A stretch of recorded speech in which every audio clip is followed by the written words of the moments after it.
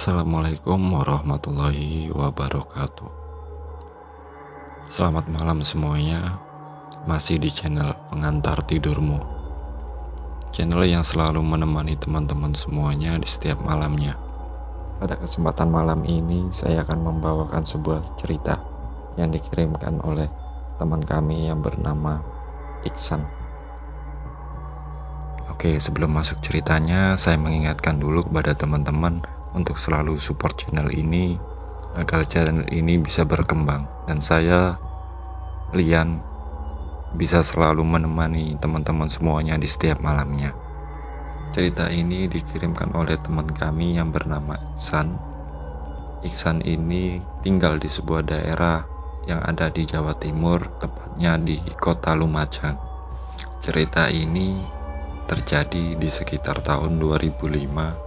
Jadi pada saat itu Iksan ini baru lulus sekolah, baru lulus SMA dan memutuskan untuk melanjutkan ke perguruan tinggi yang ada di kota Yogyakarta. Singkat cerita, si Iksan ini pun pergi ke kota Yogyakarta dan memulai perkuliahannya di perguruan tinggi yang ada di sana. Iksan ini pun juga menyewa sebuah kos yang memang tidak terlalu jauh dari kampusnya tersebut. Pada sewaktu-waktu Iksan ini berkenalan dengan beberapa orang yang memang sudah mengkos di kosan tersebut. Di sini Iksan ini memperkenalkan dirinya kepada tetangga-tetangga kosnya tersebut. Iksan pun berkenalan dengan tetangga-tetangga kamarnya tersebut, dan di sebelah kamarnya itu, di kanan dan kirinya ini ada namanya Mas Edi dan Mas Salam. Mereka pun ngobrol di situ dan ternyata Mas Edi dan Mas Salam ini satu kampus dengan Iksan. Mereka pun semakin akrab dengan Mas Edi dan Mas Salam ini. Mereka pun sering ngobrol-ngobrol bareng, main-main bareng, bahkan naik gunung bareng. Waktu pun terus berjalan dan akhirnya Mas Edi ini memang waktu itu sudah memasuki masa untuk skripsi. Jadi memang agak sibuk dengan urusannya sendiri sehingga jarang sekali ngumpul sama teman-teman yang ada di kos tersebut. Mas Edi pun ini lebih sering keluar sendiri dan jarang juga kembali ke kos dan jarang kumpul-kumpul dengan teman-teman yang ada di kos tersebut. Terlihat sekali di sini Mas Edi ini hanya berangkat pagi, pulang malam, dan jarang sekali berkumpul dengan anak-anak yang lain. Pada suatu malam, waktu itu si Iksan ini tidak bisa tidur dan memutuskan diri untuk keluar untuk berokok sebentar. Iksan ini pun berokok seperti biasa di depan mencari angin. Tiba-tiba terdengar bunyi kriek, dan ternyata itu suara tersebut dari arah kamarnya Mas Edi, dan Mas Edi pun keluar. Ketika Mas Edi keluar, mukanya Mas Edi ini emang agak pucat. Ditanyalah sama si Iksan ini, "Loh mas sakit mas?" Mas Edi pun menjawab, enggak sakit, cuman agak gak enak badan." "Oh, rokok mas?" "Udah, nanti aja." Di malam itu mereka pun ini ngobrol-ngobrol, tapi ada yang dirasa aneh oleh Iksan tersebut. Jadi Iksan ini merasa seperti Mas Edi ini menyembunyikan sesuatu. Itu terlihat karena Mas Edi ini lebih banyak bengong dan diem sendiri. Jadi di malam itu mereka ini ngobrol-ngobrol, tapi yang lebih dominan ini si Iksan yang mengajak ngobrol Mas Edi. Mas Edi hanya diem dan lebih sering bengong. Ditanyalah sama Iksan ini, "Mas, sama ada masalah mas?" Enggak ada masalah." "Kalau ada masalah cerita mas." Enggak ada apa-apa kok." "Ya udah, aku masuk dulu ya." Di sini Mas Edi ini pamit untuk masuk ke dalam kamarnya. Tinggal si Iksan di depan itu sendirian dan memikirkan sebenarnya Mas Edi ini ada apa. Karena memang berbeda banget. Setahu Iksan, Mas Edi ini orangnya ini sangat ceria, orangnya ini sangat suka bercanda. Dan gak berapa lama si Iksan pun akhirnya memutuskan untuk masuk ke dalam kamarnya karena besok hari si Iksan ini ada kuliah pagi. Pada keesokan harinya, ketika hendak pergi ke kampus, Iksan ini menoleh ke kamarnya Mas Edi dan ternyata kamar itu masih tertutup. Waktu itu iseng dicek, diketok, dan tidak ada jawaban di situ. Karena tidak ada jawaban, Iksan pun ini akhirnya memutuskan untuk pergi ke kampus. Dan ketika Iksan ini sudah nyampe pulang, waktu itu sekitar malam jam 8 malam, teman-teman ini nongkrong-nongkrong di depan kamarnya Iksan, dan di situ ada Mas Salam dan juga teman-teman yang lain.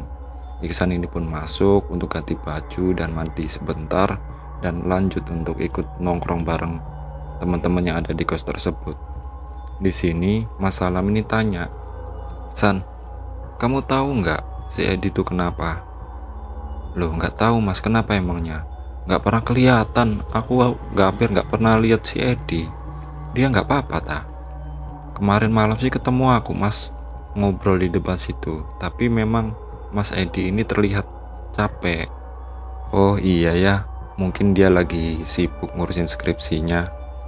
Akhirnya mereka pun lanjut ngobrol-ngobrol, nongkrong bareng, ada yang main kartu, ada yang main gitar. Gak lama dari situ ada temen kosnya si Iksan ini namanya Doni. Doni ini bawa gunting. Ditanyalah sama Iksan, "Loh Mas Doni, kok bawa gunting mau ngapain?" Di sini Doni pun menjawab, "Ini loh San, aku biasanya kalau potong rambut itu dipotong sama si Edi. Aku nggak pernah potong rambut ke tukang cukur. Edi tuh bagus loh kalau motong rambut. Makanya aku bawa gunting, aku mau minta Edi untuk motong rambutku." "Oh gitu Mas." Nah di sini Mas Salam pun juga menimpali, "Kamu nggak tahu ta, kalau semua anak kos yang ada di sini ini kalau potong rambut dan di si Edi." Dan di sini Doni ini mencariin si Edi. Dan waktu itu si Doni ini coba untuk mengetuk kamarnya si Edi. Dok dok dok dok dok. Karena tidak ada jawaban, di sini Doni pun ini kembali ke tongkrongannya dan bilang, "Kayaknya nggak ada si Edi. Ya udah ditunggu aja nanti kalau pulang." Mereka pun lanjut ngobrol dan waktu itu sekitar jam 10 malam. Kamarnya si Edi ini terbuka, krek, dan keluarlah si Edi. Mereka pun seketika melihat ke arah Edi semua, dan di situ terlihat Edi ini sangat pucat sekali mukanya. Gak seperti biasa. Edi pun ini datang dan gak ngomong apapun, dan Doni ini bilang, "Aku mau potong rambut, bisa kan?" Dan di sini Mas Edi ini cuman mengangguk. Setelah Mas Edi ini mengangguk dan diberikanlah guntingnya, akhirnya si Doni ini pun dipotong seperti biasa dipotong pada malam itu, dan yang lain ini juga sibuk main kartu. Ketika Mas Edi ini memotong si Doni, Iksan ini melihat di bagian leher dari Mas Edi ini seperti ada luka lebam yang melingkar di area lehernya tersebut. Di sini Iksan pun tanya, "Loh Mas Edi, itu lehernya kenapa?" Dan di sini Mas Edi ini nggak ngomong sama sekali, cuman diem dan tatapannya ini kosong, dan tetap melanjutkan untuk memotong rambutnya si Doni tersebut. Karena Iksan ini tidak dihiraukan oleh Mas Edi, akhirnya si Iksan ini pun lanjut untuk main kartu bersama yang lain. Gak berapa lama Mas Edi pun ini sudah selesai motong rambutnya si Doni, dan si Doni ini bilang, "Wih, bagus, ganteng." Setelah itu Mas Edi ini memberikan guntingnya kepada Doni, dan tiba-tiba Mas Edi ini langsung pergi meninggalkan gerombolan mereka itu, masuk ke dalam kamarnya tanpa ngomong sepatah kata pun. Dan yang teman-teman ini cuma saling lihat satu sama lain. Di sini Mas Salam ngomong, "Edi tuh kok aneh ya? Kulihat-lihat loh, auranya ini beda sama Edi yang dulu. Gak tahu kenapa kok serem gitu ya menurutku." Nah itulah yang diucapkan oleh Mas Salam. Dan teman-temannya lain ini pun juga merasakan seperti ada sesuatu yang aneh ke Mas Edi tersebut. Mereka pun lanjut nongkrong, dan pada malam itu satu persatu dari mereka ini pamit untuk masuk ke dalam kamarnya masing-masing karena udah larut malam, termasuk dengan si Iksan ini. Akhirnya mereka ini pun bubar masuk ke dalam kamarnya masing-masing. Waktu itu si Iksan ini tidak bisa tidur, dan tiba-tiba dari balik temboknya dari kamarnya Mas Edi ini terdengar seperti suara Si Iksan ini sangat bingung, itu Mas Edi lagi ngapain? Dideketin lah kupingnya itu ke temboknya, dan suara ini jelas seperti orang tercekik. Dan gak berapa lama Iksan ini mendengar seperti ada orang yang menggedor temboknya itu dari arah kamarnya Mas Edi. Iksan ini pun waktu itu memutuskan kembali tidur dan memikirkan, Mas Edi ngapain ya, kok aneh. Ketika Iksan ini sibuk memikirkan Mas Edi, ternyata ada yang menggedor jendelanya. Tak tak tak, tak tak tak. Akhirnya dibukalah tirai itu oleh Iksan ini, dan disitu terlihat wajah Mas Edi ini seperti pucat, bibirnya sangat pucat dan matanya ini sedikit menghitam. Dari sini si Iksan pun refleks kaget dan astagfirullahaladzim. Akhirnya dibuka pintu kamarnya. Ketika Iksan ini keluar untuk melihat, ternyata tidak ada apa-apa di situ. Tidak ada satupun orang atau tidak ada juga sosok Mas Edi tersebut. Di sini Iksan ini bingung, kok bisa ada penampakan Mas Edi seperti itu? Kok wajahnya serem ya? Iksan pun ini balik ke dalam kamarnya, dikuncilah pintu tersebut. Ketika si Iksan ini sudah mengunci pintu tersebut, ada yang menggedor lagi. Tok tok tok, tok tok tok, tok tok tok. Dan dibukalah sama Iksan pintu tersebut, dan ternyata di depan situ tidak ada apa-apa lagi. Lihatnya sama Iksan, di luar itu sepi, nggak ada apa-apa lagi, termasuk kamar-kamar teman-temannya yang lain ini sudah tertutup semuanya. Di sini Iksan ini iseng datang ke kamarnya Mas Edi dan mencoba untuk melihat dari jendelanya, dan di situ terlihat gelap sekali, tidak ada apa-apa, seperti tidak ada orangnya. Dan akhirnya Iksan pun ini kembali masuk ke dalam kamarnya. Iksan pun ini menutup pintunya dan mematikan lampunya. Iksan ini bersiap untuk tidur. Seketika itu, ketika Iksan ini berbaring di tempat tidurnya, terlihat sekali dari luar jendelanya itu, karena memang ada sorot lampu, ada sosok bayangan seorang pria di depan jendelanya tersebut. Di sini Iksan ini mulai takut. Sebenarnya apa yang terjadi? Kok bisa ada hal-hal aneh di kosnya tersebut? Padahal Iksan ini udah hampir 2 tahun di situ, tidak ada hal-hal aneh atau menemukan hal-hal mistis. Di sini Iksan pun hanya bisa menutup mukanya dengan selimut dan mencoba untuk tidur. Dan pada keesokan harinya, Iksan ini bertemu dengan Mas Salam. Dan seperti biasa, kamarnya Mas Edi ini masih tertutup. Di sini Iksan pun ini menyapa Mas Salam dan lanjut untuk berangkat ke kampus. Pada malam harinya, mereka ini nongkrong lagi. Jadi Iksan dan teman-teman termasuk Mas Salam ini nongkrong seperti biasa di depan kamar mereka. Mereka pun nongkrong di situ seperti biasa, bercanda-canda, main kartu dan lain-lain. Dan ketika jam 10 malam, kamarnya Mas Edi ini terbuka lagi. Kriek. Dan di situ Mas Edi ini keluar dengan wajah yang datar dan muka yang sedikit pucat. Mas Edi ini pun jalan dengan muka yang datar, tatapan yang kosong. Mas Salam dan yang lain teman-temannya ini cuman bisa melihat ke arah Mas Edi. Mas Edi pun ini tiba-tiba duduk dan diem di situ melihati teman-teman, dan teman-teman yang lain ini diem seketika itu juga. Waktu itu dilihatnya Mas Edi ini hanya diem, matanya ini kosong. Jadi ada sesuatu yang hal aneh, bahkan teman-teman ini sedikit takut ketika berkumpul dengan Mas Edi tersebut. Pada saat itu juga Mas Edi ini tanya kepada Mas Edi, "Ed, kamu ini keluarnya malam terus, kayak hantu woy." Mas Edi ini menunduk, dan tiba-tiba Mas Edi ini memalingkan mukanya ke arah Mas Salam dengan tatapan kosong, wajahnya yang sedikit pucat. Mas Edi ini tersenyum, dan senyumnya ini benar-benar menyeramkan sekali. Seketika itu Mas Salam ini diem dan seperti kayak ketakutan melihat Mas Edi ini. Di sini Iksan ini memang melihat bahwa di area lehernya Mas Edi tersebut memang seperti ada luka lebam atau memar, dan itu seperti melingkar di lehernya. Tapi karena kemarin Iksan ini bertanya kepada Mas Edi dan Mas Edi ini tidak menjawab, tidak merespon, akhirnya si Iksan ini tidak berani untuk bertanya kembali dan cenderung memang diem. Jadi suasana malam itu, tongkrongan ini terasa hening sekali. Teman-teman yang lain ini seperti memang benar-benar tidak nyaman dan ada rasa ketakutan dengan Mas Edi tersebut, karena memang ini termasuk hal yang sangat aneh. Tongkrongan tersebut memang benar-benar hening. Beberapa saat kemudian Mas Edi ini mencoba mencairkan suasana di tongkrongan tersebut dengan cara mengajak mereka ini untuk bermain kartu. Akhirnya mereka pun bermain kartu, tapi tidak dengan Iksan. Iksan ini tetap diem dan sambil melihati Mas Edi.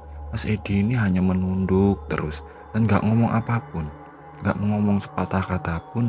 Dan Iksan ini pun akhirnya membuat kopi di dalam kamarnya. Iksan ini membuat kopi untuk teman-temannya, dan di sini Iksan ini memang membuat kopi satu teko dan mengeluarkan satu gelas di situ. Waktu itu dibawalah keluar dan dituangkanlah. Di sini Iksan ini iseng bertanya, "Mas Edi mau kopi?" Mas Edi hanya diem, tapi dituangkanlah kopi tersebut oleh Iksan. Kopi tersebut baru aja selesai masak dan masih panas. Akhirnya dituangkan dan diberikan kepada Mas Edi. Di sini teman-teman yang lain ini pada kaget karena Mas Edi ini tidak mengambil gelas yang dituangkan oleh Iksan, tetapi teko yang masih penuh dengan kopi panas tersebut dan langsung meminumnya secara langsung, dan itu dihabiskan di depan teman-teman semuanya. Teman-teman semuanya ini melihat pemandangan tersebut ini ngeri karena kopi tersebut ini baru aja selesai masak, masih panas, tapi pada saat itu juga langsung dihabiskan oleh Mas Edi tersebut. Setelah minum kopi tersebut, Mas Edi ini melihat ke arah mereka semua dan tersenyum. Bahkan terlihat sekali masih ada sisa-sisa bekas kopi yang tumpah di mulutnya tersebut. Di sini Mas Salam pun ngomong, "Kowe iki gendeng aneh." Gak berapa saat Mas Edi ini berdiri dengan tetap dengan tatapan kosong dan membalikkan tubuhnya kembali masuk ke dalam kamarnya. Kriek, berawak. Dan di sini teman-teman ini saling bertanya satu sama lain. Iksan masih ingat benar-benar tentang kejadian tersebut, dan Iksan ini menceritakan kepada Mas Salam tentang apa yang terjadi pada saat Iksan ini hendak tidur kemarin. Waktu itu diceritakanlah kepada Mas Salam. Mas Salam ini hanya bisa diem dan sambil ngomong, "Aku juga nggak tahu apa yang terjadi dengan Edi." Tapi memang Edi ini benar-benar aneh banget. Apalagi dia itu keluarnya selalu malam. Dan hampir setiap hari ketika Mas Salam ini siang di kos tersebut, tidak pernah melihat Mas Edi tersebut ada. Setelah Iksan bercerita tentang kejadian-kejadian aneh pada saat kemarin itu, di sini Iksan ini ngomong kepada Mas Salam, "Mas, boleh nggak saya tidur di tempatnya Mas, di kamarnya Mas? Aku benar-benar takut Mas atas kejadian kemarin itu." "Oh ya udah, nggak apa-apa, kamu tidur aja di kamarku."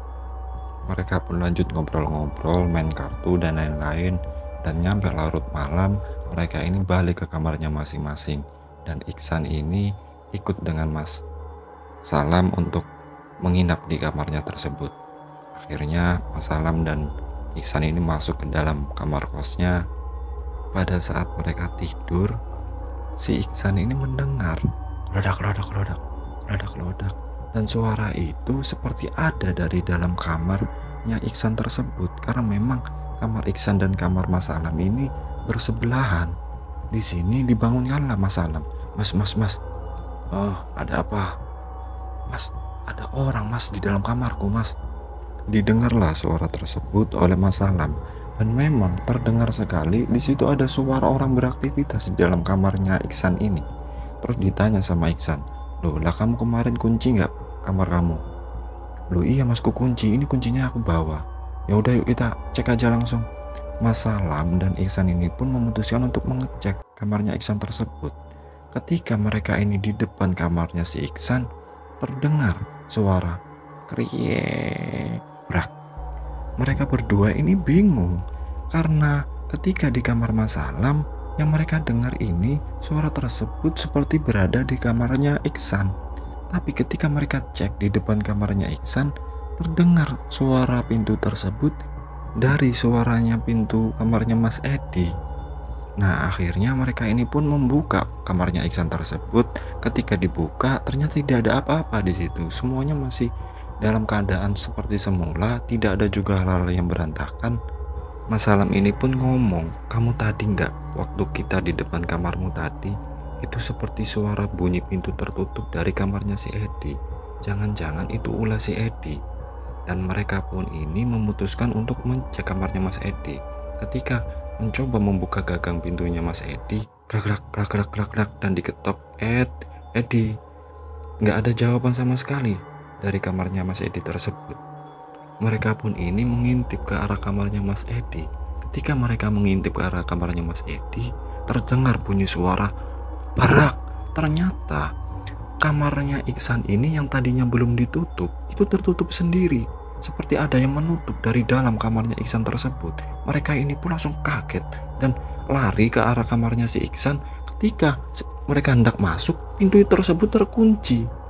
Iksan ini memang penakut, jadi Iksan ini gemetar di situ. Tapi tidak dengan Mas Alam. Mas Alam ini bilang, ini benar-benar ada yang aneh, ada yang nggak beres ini. Udah yuk kita balik aja ke kamarku, nggak usah dipeduliin hal-hal aneh ini, udah biarin aja. Akhirnya mereka pun berjalan ke kamarnya Mas Alam tersebut. Di sini Mas Alam ini duluan dan di belakangnya itu si Iksan.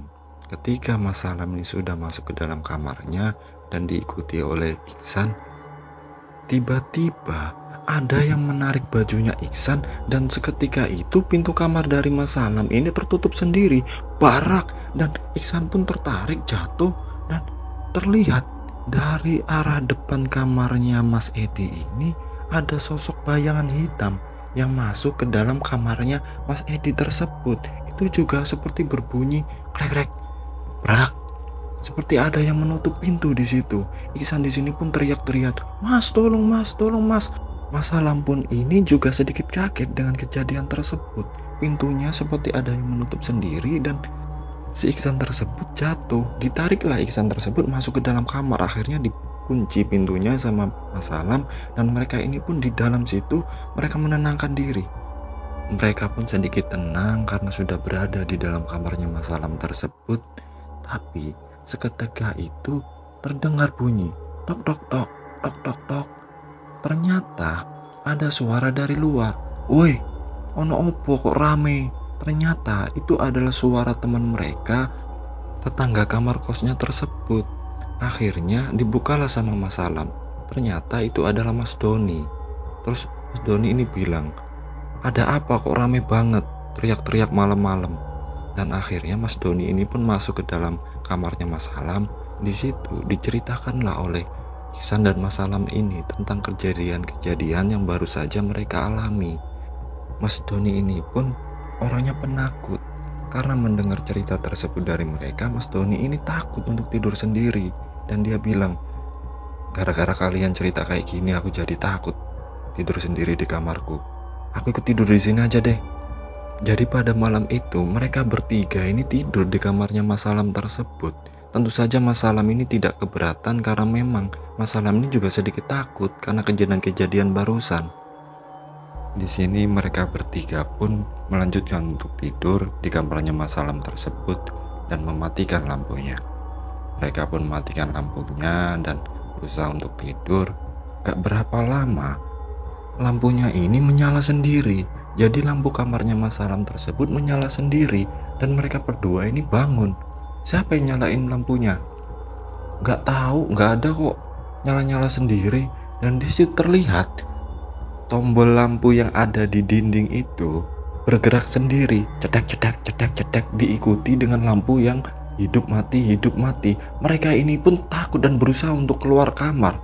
Mereka ini pun teriak-teriak di dalam kamar tersebut sambil menunggu Mas Alam ini membukakan pintunya. Ketika Mas Alam ini sudah selesai membukakan pintunya, terdengar suara keran yang ada di kamar mandinya Mas Alam tersebut ini bunyi sendiri. Mereka ini pun semakin takut di situ dan gak tahu mau kemana. Mereka ini teriak-teriak, terutama Mas Doni ini teriak paling kenceng. Mas Doni ini teriak-teriak gak karuan di situ dan membangunkan teman-teman yang ada di kamar-kamar lain. Mereka ini keluar. Ada apa? Ada apa? Di sini Mas Doni ini ngomong kepada mereka semua, "Woi, ono gendruwo nih, kos iki ono gendruwo nih. Ada hantunya di kos ini, ada hantunya." Dan akhirnya ditenangkanlah sama mereka semua. Ketika keadaan sudah mulai tenang, di sini Mas Alam ini ngomong kepada Doni, "Don, kita tidur di kamarmu aja yuk." Akhirnya Doni ini mengiyakan dan mereka bertiga ini tidur di kamarnya Mas Doni tersebut, dan nyampe esok hari tidak ada kejadian aneh-aneh yang terjadi di dalam kamarnya Mas Doni itu. Dan pada keesokan harinya, Mas Salam sama Mas Doni ini masih tidur, sedangkan Iksan ini sudah bangun karena memang ada kelas pagi waktu itu. Jadi si Iksan tersebut balik lagi ke kamarnya untuk mulai beraktivitas. Di sini Iksan pun lanjut mandi dan bersiap-siap untuk pergi ke kampus. Waktu itu Iksan ini memang pergi sedikit pagi, dan dilihatnya itu teman-teman dari kamar-kamar yang lain ini belum ada yang bangun. Jadi hanya Iksan sendiri di situ. Iksan pun ini mengunci pintu kamarnya dan jalan. Ketika melewati kamarnya Mas Edi, Iksan ini sedikit parno karena kejadian-kejadian yang aneh yang dialami belakangan ini. Tapi Iksan ini tetap jalan. Ketika nyampe di depan kamarnya Mas Edi, Iksan ini mencium ada bau yang sedikit busuk dari arah kamarnya Mas Edi tersebut. Tapi Iksan ini pun menghiraukan karena memang sudah parno duluan. Iksan ini pun lanjut pergi ke kampus. Iksan pun pergi ke kampus, dan pada sore itu Iksan ini pulang dari kampus. Ketika Iksan ini pulang, nyampe kos, dan disitu sudah ada teman-teman yang lain di depan. Iksan pun menyapa teman-teman yang ada di depan kos tersebut, termasuk juga Mas Salam. Di sini Mas Salam ini duduk-duduk di depan kosnya sambil berokok. Disapalah mereka dan Iksan pun masuk ke dalam kamarnya. Iksan ini mandi seperti biasa. Jadi pada waktu itu sekitar jam 5 sore, waktu Iksan ini mandi, Iksan ini berada di dalam kamar mandi tersebut dan juga menyiramkan airnya. Waktu itu Iksan ini mendengar seperti ada orang berjalan dari dalam kamarnya, padahal kamarnya ini dikunci sama Iksan. Iksan dengarkan lagi ada bunyi telapak kaki orang berjalan. Nah, seketika itu juga Iksan ini membuka kamar mandinya dan menoleh. Dilihatnya dari sekeliling kamarnya tersebut tidak ada siapa-siapa di situ. Di sini Iksan pun melanjutkan mandinya. Ketika Iksan ini membuka pintu kamar mandi, ternyata pintu itu tertutup. Dicoba buka sama Iksan, gak bisa, seperti ada orang di dalamnya. Gak selang berapa lama ketika Iksan mencoba untuk masuk, terdengar dari arah dalam kamar mandi tersebut, bior, bior, bior. Seperti ada orang yang sedang mandi di situ. Iksan ini dengan gemetaran tanya, "Siapa di dalam?" Tidak ada jawaban, hanya bunyi suara jebur, jebur seperti orang yang lagi mengguyurkan air ke badannya.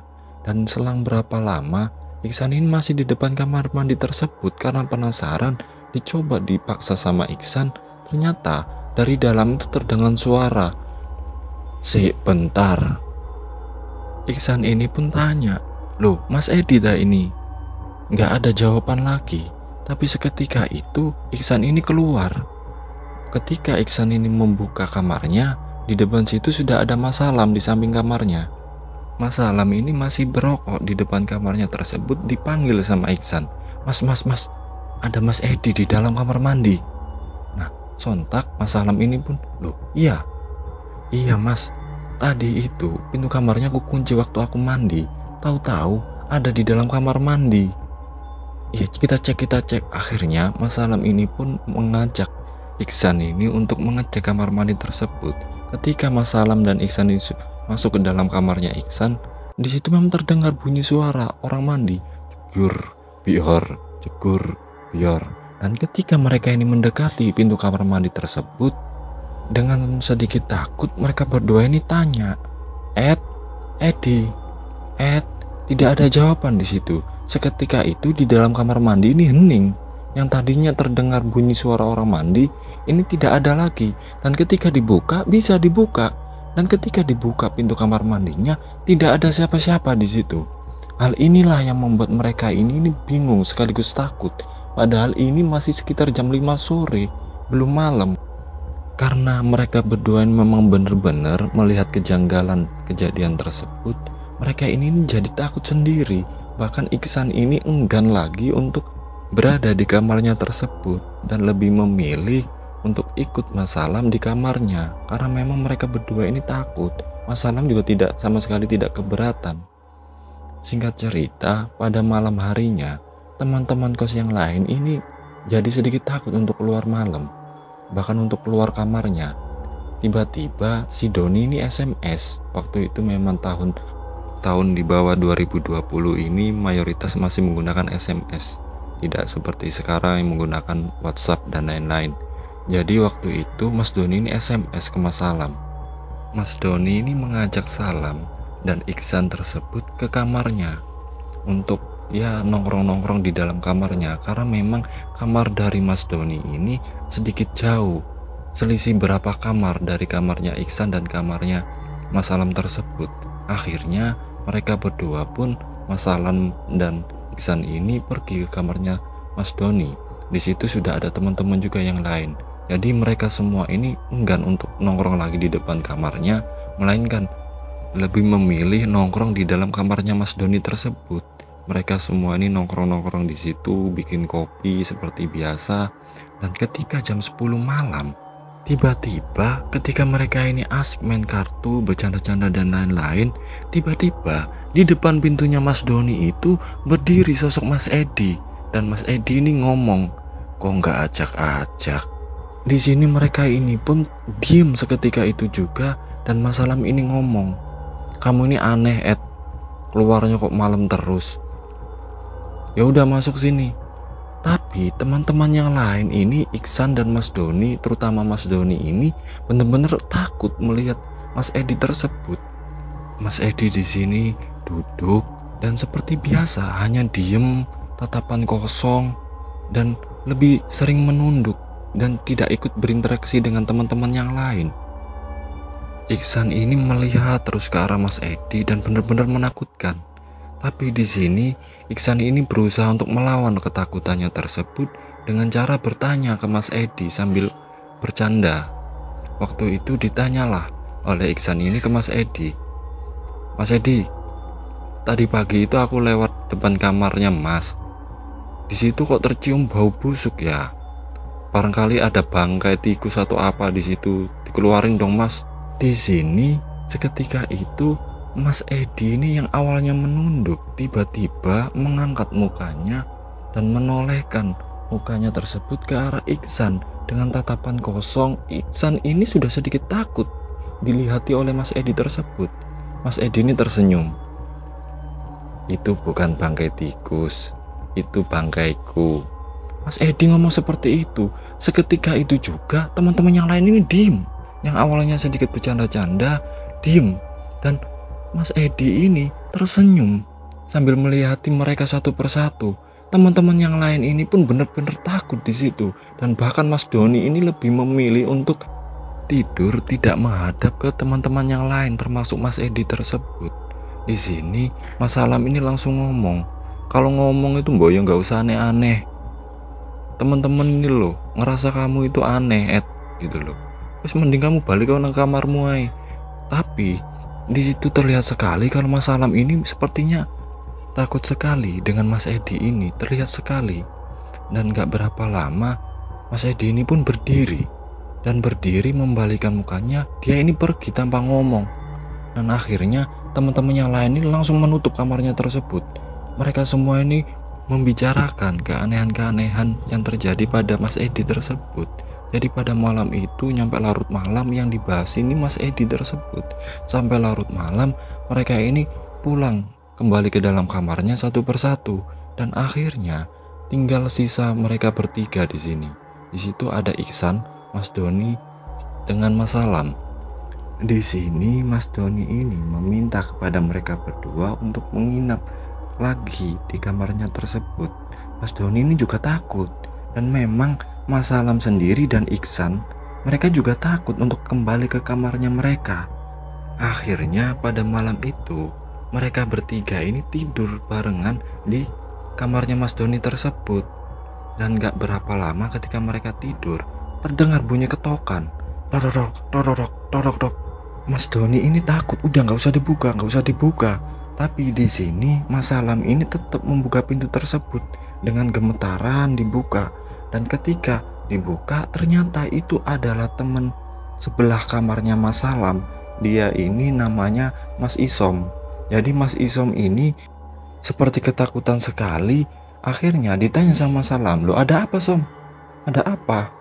Udah, masuk dulu, masuk dulu. Akhirnya Mas Isom ini pun masuk, dikuncilah pintu tersebut. Di sini Mas Isom ini bercerita.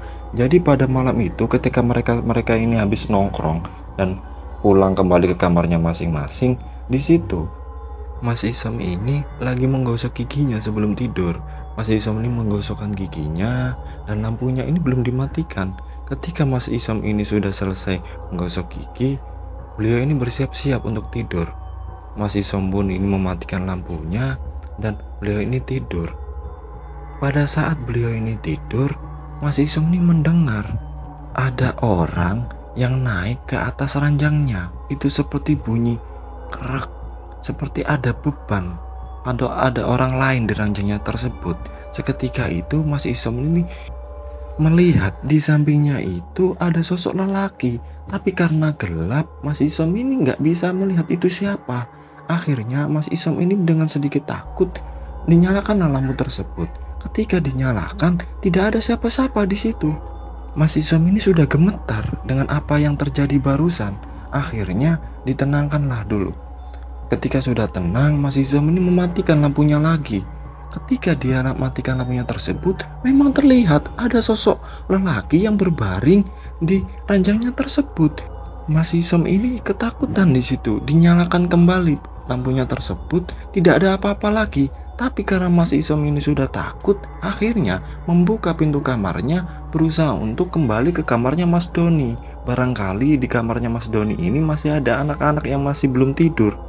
Dan ternyata ketika Mas Isom ini keluar dari kamarnya, terlihat ada sosok bayangan hitam yang masuk ke arah kamarnya Mas Edi. Di sini Mas Isom ini pun segera langsung menutup kamarnya dan lari ke kamarnya Mas Doni. Hal itulah yang diceritakan Mas Isom kepada mereka semua yang ada di kamarnya Mas Doni tersebut. Di sini Mas Isom ini juga meminta untuk agar diperbolehkan tidur di kamarnya Mas Doni ini. Mereka pun akhirnya malam itu tidur berempat di dalam kamar tersebut. Mereka ini lebih memilih untuk tidur di kamar tersebut daripada mendapatkan teror-teror ketika mereka di kamarnya masing-masing.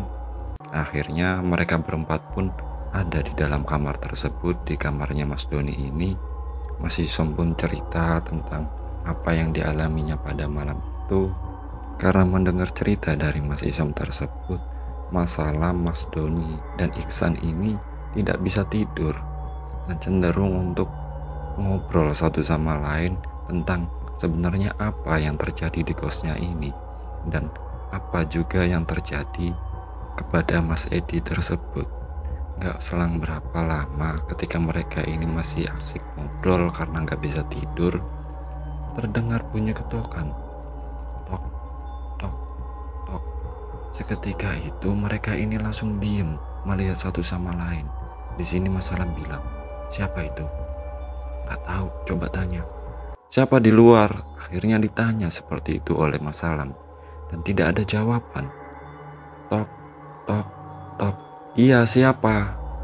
Tidak ada jawaban dan akhirnya Mas Salam ini mengintip dari arah jendela dibuka korden tersebut. Dilihatnya dari depan pintu situ tidak ada siapapun di situ. Mas Salam ini ngomong, "Gak ada siapa-siapa di luar." Mereka ini pun sudah sedikit merinding dengan apa yang dikatakan oleh Mas Salam bahwa di depan itu tidak ada orang. Akhirnya di sini Mas Doni bilang, "Udah, kita tidur aja yuk, kita tidur aja, kita tidur." Mereka pun ini mematikan lampu dan berusaha untuk tidak memperdulikan lagi ketokan tersebut. Ketika mereka ini mencoba untuk tertidur, terdengar lagi bunyi ketokan tersebut. Tok, tok, tok. Di sini mereka tetap tidak peduli. Selang berapa saat terdengar suara, temenin aku." Dan di sini mereka ini pun kaget karena suara itu suaranya Mas Edi. Akhirnya mereka ini bangun dan menyalakan lampunya.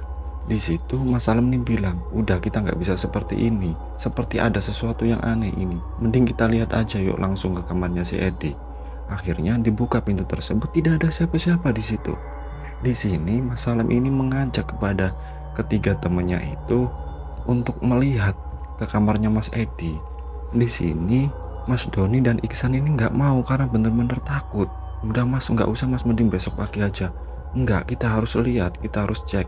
Itu yang diucapkan oleh Mas Salam dan disetujui oleh Mas Isom ini. Akhirnya mereka ini berinisiatif untuk mengajak teman-teman kamar lain untuk mengecek keadaannya Mas Edi itu. Akhirnya dibangunkanlah teman yang lain ini. Di situ ada sekitar 7 orang dan mereka ini jalan ke tempatnya Mas Edi, ke kamarnya Mas Edi. Waktu itu diketoklah sama Mas Salam. Edi, kamu nggak kenapa-kenapa kan, Ed? Tidak ada jawaban dari kamarnya tersebut dan memang di depannya situ tercium bau yang sangat busuk. Jadi Mas Salam dan teman-teman ini mengeluh ada bau busuk dari dalam arah kamarnya Mas Edi ini. Dicoba dicek, dilihat jendela, di situ hanya gelap, seperti tidak ada orang di dalam kamar tersebut. Akhirnya Mas Isom nih ngomong, "Lam, coba cek dari atas, dari arah ventilasi itu. Di situ kan ada lubang tuh di atas pintu." Di sini teman-temannya lain ini pun mengambilkan kursi dan akhirnya Mas Salam ini naik ke dalam kursi tersebut untuk melihat ke arah ventilasi. Di situ tercium bau dari arah kamarnya Mas Edi ini sangat busuk sekali. Mas Salam ini sambil menahan bau tersebut, dicoba dilihat ke arah ventilasi karena gelap. Mas Salam ini minta Iksan untuk mengambilkan senter. Diambilkanlah senter tersebut dan diberikan kepada Mas Salam. Mas Salam ini coba untuk menyoroti lubang ventilasi tersebut. Ketika Mas Salam ini mengarahkan senternya ke dalam kamarnya Mas Edi itu, Mas Salam ini sangat kaget karena di dalam kamarnya Mas Edi itu ada sosok Mas Edi yang tergantung dan Mas Edi ini sudah sedikit membusuk di situ. Mas Salam ini seketika itu lemas dan terjatuh. Teman-teman semuanya ini menolong Mas Salam yang terjatuh tersebut. Digotonglah Mas Salam ini masuk ke dalam kamarnya dan akhirnya di situ Mas Salam ini ngomong, di dalam situ Edi itu tergantung. Akhirnya teman-teman yang lain ini meminta kunci kepada ibu kos dan melaporkan kepada ibu kos kalau memang Mas Edi ini gantung diri di dalam kamarnya.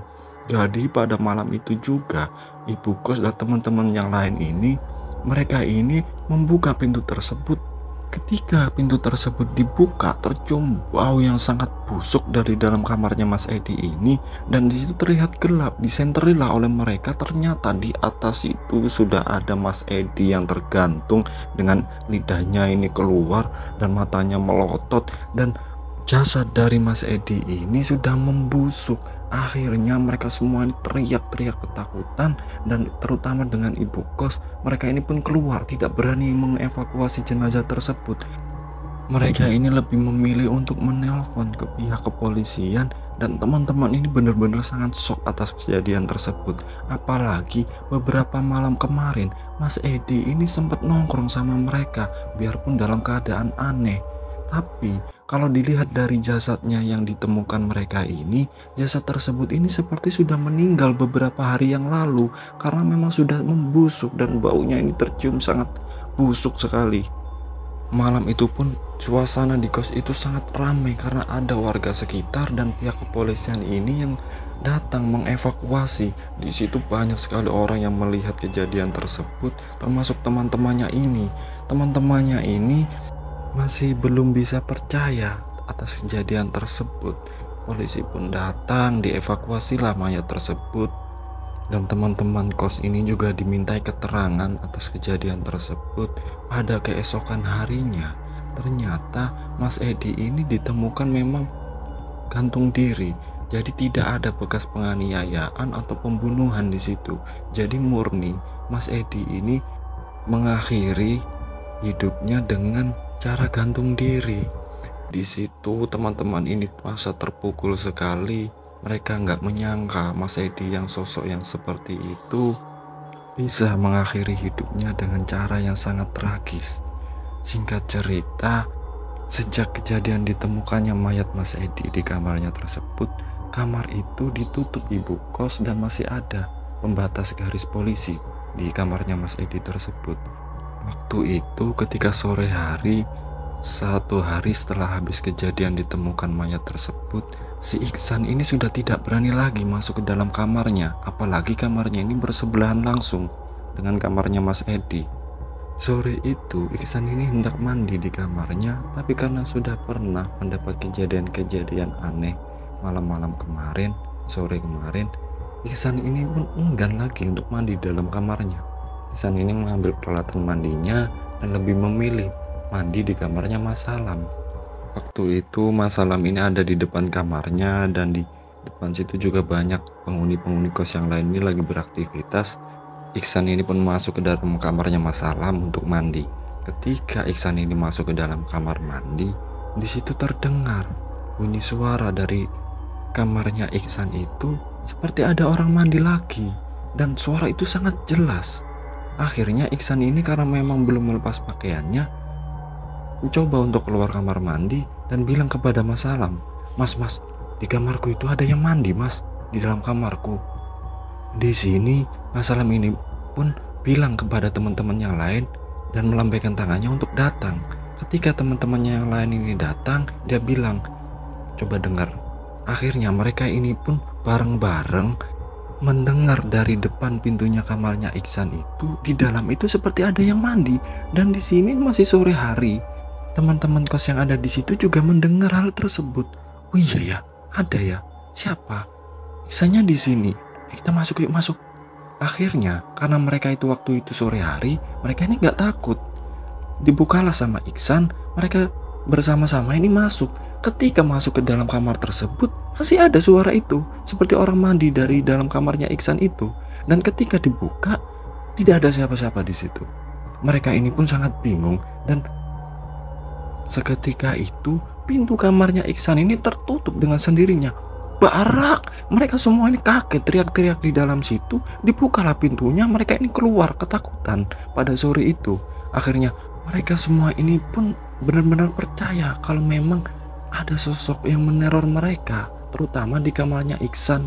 Jadi pada sore itu Mas Salam ini pun juga buru-buru mandi karena nggak berani juga di dalam kamarnya, karena kamar Mas Salam ini bersebelahan dengan kamarnya si Iksan, dan kamar si Iksan tersebut bersebelahan dengan kamarnya Mas Edi.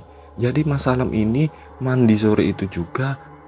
Mas Salam dan Iksan ini setelah habis mandi langsung pergi ke kamarnya Mas Doni karena sudah tidak berani lagi untuk tinggal di kamarnya tersebut. Jadi pada waktu itu mereka ini ngobrol-ngobrol di dalam kamarnya Mas Doni tersebut, tentu saja membicarakan soal kematian dari Mas Edi.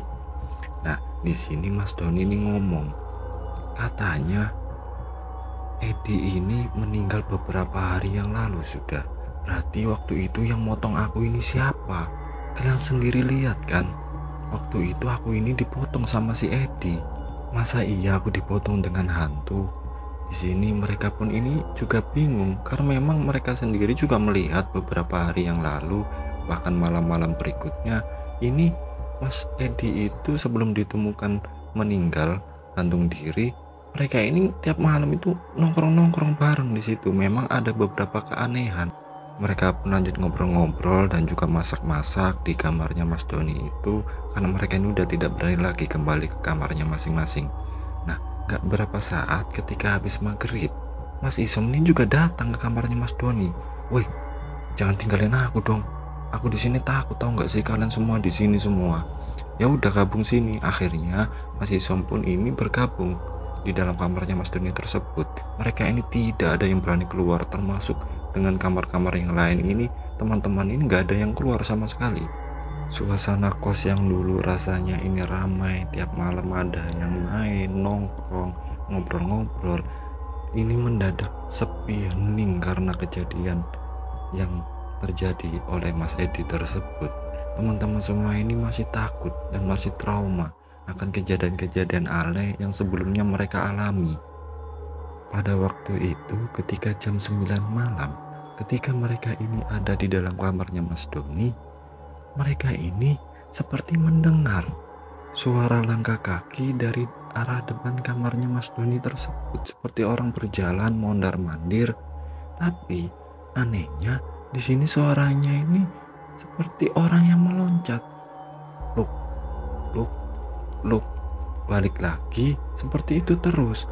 Mas Isom nih coba mengintip dari lubang kunci kamarnya Mas Doni tersebut dari dalam. Ketika diintip, ternyata dilihat situ ada sosok putih. Dan Mas Isom ini pun langsung, ada putih-putih di depan, ada putih-putih. Mereka semua ini pun mendengar seperti ada yang meloncat-loncat di depan situ. Gak selang lama dari situ, terdengar bunyi. Rek, aku kok nggak diajak sih? Di sini seperti ada suara Mas Edi dari depan. Mereka ini sudah ketakutan karena mereka tahu Mas Edi itu sudah meninggal. Mereka ini ketakutan di dalam situ. Ketika mereka ini ketakutan, semuanya terdengar bunyi suara. Duk, duk, duk. Itu seperti suara ketokan dari arah pintunya kamarnya Mas Doni itu. Di sini Mas Salam ini pun teriak, "Woi, Ed, gak usah ganggu. Koi wis mati." Ketukan tersebut ini pun berhenti seketika itu. Nah, di sini karena jendela kamarnya Mas Doni itu hanya memakai korden yang kainnya ini tipis. Jadi, korden itu ketika kena kipas angin sedikit geser atau bergerak-gerak sendiri.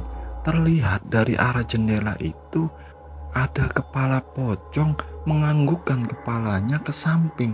Mereka semua ini pun melihat ke arah jendela dan mereka ini benar-benar ketakutan. Mereka ini melihat ada sosok kepala pocong itu, matanya ini melotot dan lidahnya ini menjulur seperti orang yang tercekek di situ. Dan mereka ini pun teriak-teriak, bahkan Mas Doni mengumpat kata-kata kasar. Mereka ini benar-benar ketakutan. Dimatikannya lampu tersebut, mereka ini tidur berdempetan di situ, tidak berani lagi untuk membuka matanya. Dan pada saat mereka ini menutup matanya, mereka ini mendengar lagi suara tersebut. Dan suara ini dari arah jendela, seperti orang yang mengetok. Brak, brak, brak, brak. Mereka ini benar-benar ketakutan. Mereka mendengar hal itu, tapi mereka ini hanya bisa menutup matanya sambil memeluk satu sama lain karena memang mereka ini ketakutan. Gak berapa lama terdengar bunyi suara, "Pocong, woi pocong." Ternyata ada suara teriakan dari arah depan kamar tersebut. Terlihat juga dari arah depan situ banyak orang, seperti ada banyak orang yang keluar. Dan akhirnya mereka ini pun karena mendengar banyak orang di depan, mereka ini pun akhirnya membuka kamarnya. Dan ternyata benar, di situ sudah banyak sekali teman-teman termasuk ibu kos ini yang mendengar hal itu. Ternyata teriakan pocong tadi itu adalah teriakan dari salah satu teman kosnya. Waktu itu ada dua teman kosnya mereka ini baru saja pulang dari luar. Malam itu mereka masuk kos. Dan ketika sudah sampai di kos tersebut, mereka jalan berdua. Ternyata mereka ini melihat ada sosok pocong di depannya kamarnya Mas Doni. Di sini sosok pocong itu sedang membentur-benturkan kepalanya, brak, brak, brak. Karena mereka berdua ini melihat kejadian tersebut, waktu itu mereka ini hendak balik. Ketika mereka ini balik, ternyata di belakang itu pocongnya sudah ada di situ. Mereka ini benar-benar melihat sosok pocong tersebut dari arah dekat. Pocongnya ini melotot dan lidahnya ini menjulur seperti orang yang tercekik. Dan di sini mereka pun seketika itu teriak ketakutan, "Pocong, woi pocong, pocong." Mereka ini lari. Karena teriakan tersebut, ibu kos dan suaminya ini keluar. Dan waktu itu ada juga beberapa teman-teman dari kamar lain ini keluar juga mendengar keributan tersebut, termasuk mereka berempat ini. Hal itulah yang didengar oleh mereka berempat. Jadi pada malam itu memang benar yang menggedor pintu kamarnya tersebut dan jendelanya itu adalah sosok pocong. Mereka ini semakin ketakutan di situ. Setelah kejadian tersebut, mereka ini pun masuk lagi kamarnya Mas Doni dan lebih memilih untuk tidur waktu itu. Mereka ini sudah tidak peduli lagi mau apa yang mereka dengar dari luar, sudah tidak peduli lagi, mereka ini istirahat.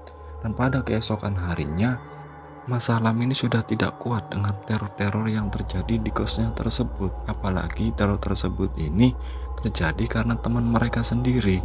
Akhirnya Mas Salam ini bilang ke Iksan, "San, aku pindah aja ya San, aku udah gak kuat di sini."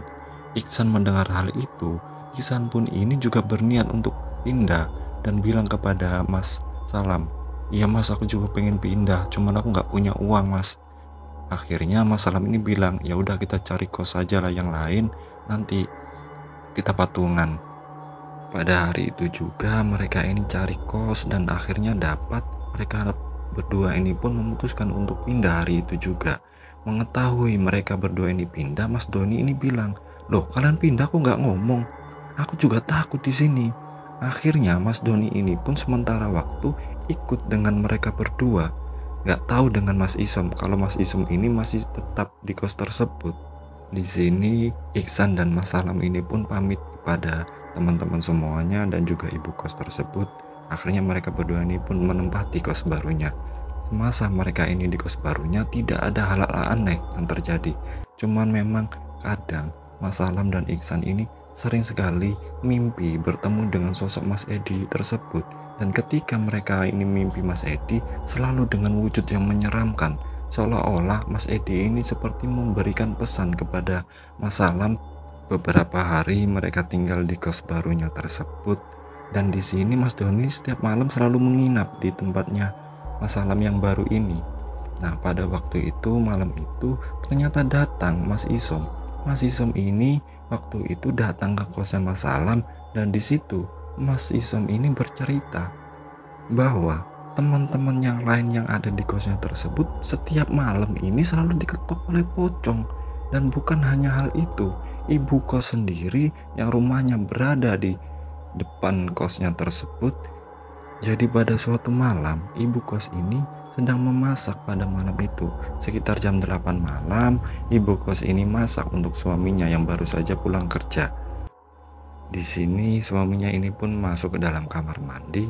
Setelah beliau ini keluar dari kamar mandi, suaminya ini bilang, "Habis mandi kok masih panas gini ya Bu, sumuk, pengap."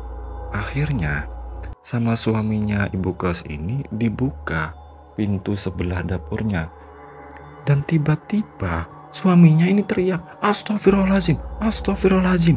Mendengar hal tersebut, si ibu kos ini memalingkan mukanya ke arah suaminya, dan ternyata di situ sudah ada sosok pocong yang melotot di situ. Pocong itu menyeramkan sekali. Seketika itu ibu kosnya ini langsung jatuh pingsan, dan suaminya ini pun lari meninggalkan istrinya, meminta tolong bantuan ke depan, ke jalan.